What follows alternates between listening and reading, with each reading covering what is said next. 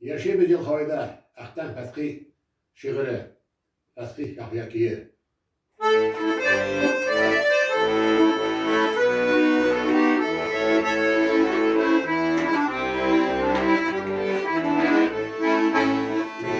İlken şikke kikke kirdi fıttım yanlarına, Kirlettiğine yıldızdı kimparına şeyin Allah'ına.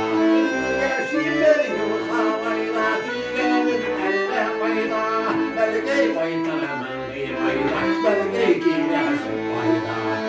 Yaşayı bir yıl havayda, Tüygenin elle fayda, Belki faydaman bir fayda, Belki gidersin fayda.